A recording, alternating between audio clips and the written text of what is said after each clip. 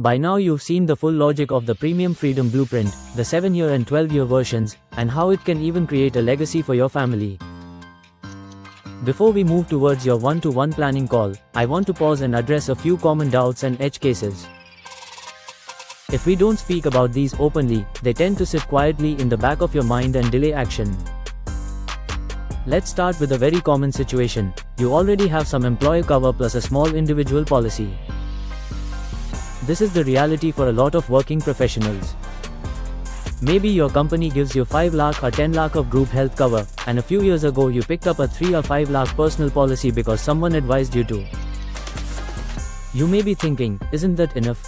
Do I really need to do more? The way I want you to look at employer cover is simple. It is good, but it is not yours. It belongs to the company. It can change any time with HR decisions, job changes, layoffs, or early retirement. So yes, it is useful while it lasts, and we will certainly count it when thinking about short-term risk. But from a long-term, premium freedom point of view, your personal cover is the foundation.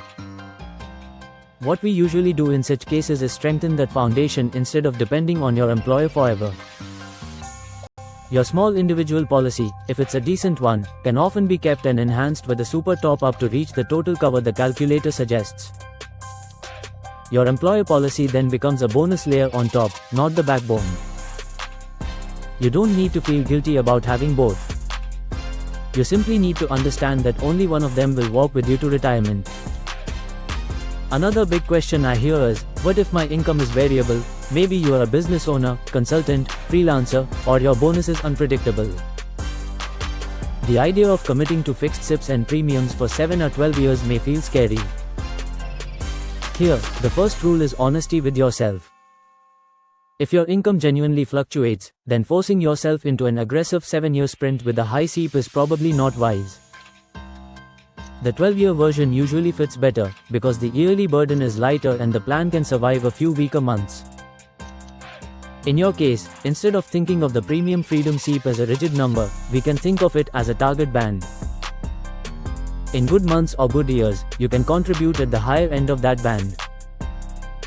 In leaner periods, you maintain at least a minimum contribution rather than stopping completely. The design in the course assumes a steady amount for illustration, but in real life we will adapt it to your income pattern. The most important thing is that you keep the structure alive and don't abandon the idea just because one year was tough. A batsman with some ups and downs in form does not throw away his pads and helmet.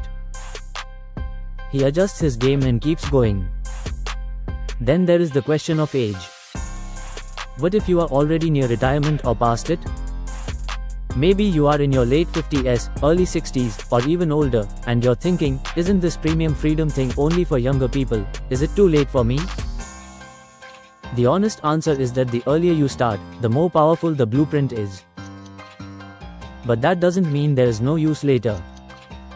In your stage, the priority order becomes slightly different. First, we have to make sure your health cover itself is in place and as strong as it can realistically be, within your budget. There is no point in dreaming about a big corpus if you don't have proper cover at all. Once the cover is set, we can still use the blueprint logic, but with expectations tuned correctly. Instead of thinking, this will fund premiums for my entire lifetime and leave a giant legacy, we frame it as, even a 5 or 7 year focused effort now can create a buffer that helps me handle premium jumps and some medical shocks without destroying my other savings. Your contribution window may be shorter, your target corpus may be smaller, but even then, building a dedicated health-related reserve using SIPs is far better than leaving everything to chance. In your one-to-one call, we will be very honest about what is realistic at your age. The idea is to add stability, not sell you a fantasy. Now let's look at some common mistakes people make, even when their intentions are good. One of the biggest mistakes is overcomplicating things with too many overlapping policies. I often meet families who have multiple tiny policies taken at different times, an old 3 lakh cover here, a 4 lakh cover there, a family floater, a top-up they don't fully remember, plus something from the employer. On paper it looks like a lot of cover, but in practice it's confusing and sometimes inefficient. At the time of claim, they are not sure which policy to use, how to coordinate, or what exactly is covered under each. The admin headache alone can drain energy when it is needed most. The aim of this course is the opposite of that. We are trying to move you towards a clean, clearly understood structure, a solid base health plan, a super top-up that takes the cover to a sensible total level, and then PA and CI as separate, clearly defined layers. Simplicity is a feature, not a weakness. The fewer moving parts you have to juggle at claim time, the better. Another huge mistake is ignoring personal accident and critical illness cover altogether.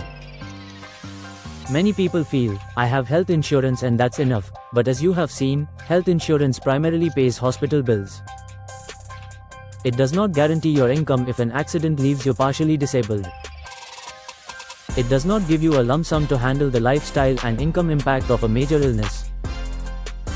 When you skip PA and CI, you are effectively saying, I am okay with my family facing income risk on their own. That is not a position you want to be in, especially if you are the main or only earner. Then there is the investment side. It is very common to see people doing SIPs in random amounts in random funds. One month it's 3,000 in one fund, then next year it's 5,000 in another because someone suggested it, then a direct stock here, a ULIP there. There is no clear structure, no defined purpose, and no integration with their protection. When you do that, it's hard to know whether your investments are actually supporting your life goals and your health strategy, or they're just scattered money. In the Premium Freedom Blueprint, we are deliberately asking you to separate out one SEEP with a clear purpose. This is my Premium Freedom SEEP. Its job is to grow into a corpus that can fund my health insurance premiums and create a buffer, and yes, potentially a legacy. It doesn't mean you can't have other SIPs for other goals, but this one has a very specific role and design. When you get that clarity, it becomes easier to stay disciplined, because you know exactly what this SEEP is doing for you. Under all these mistakes, there is one underlying issue: jumping to products before having clarity on structure. People pick policies because a friend recommended them or because they saw an ad. They pick mutual funds because someone said, this one gave the highest return. Then later they try to force everything into a coherent plan and feel frustrated. I want you to remember one simple principle as you move forward: clarity first, products later. First, be clear on the structure you want, what covers, roughly how much, 7-year or 12-year SEEP, what role this corpus will play in your life. Only after that do we choose the specific policy names, specific funds and exact SEEP amounts. This is also why your Premium Freedom Planning call is built into this kit. That call is where we bring all this clarity together and then select actual products and numbers that fit you. In the next and final video of this course, I will explain how to prepare for that one-to-one Premium Freedom Planning call, what exactly we will do on the call, and how to book your slot. If you come into that conversation with the understanding you now have, plus your questions and numbers, we can turn this blueprint into a concrete, personalized plan for your family instead of leaving it as theory.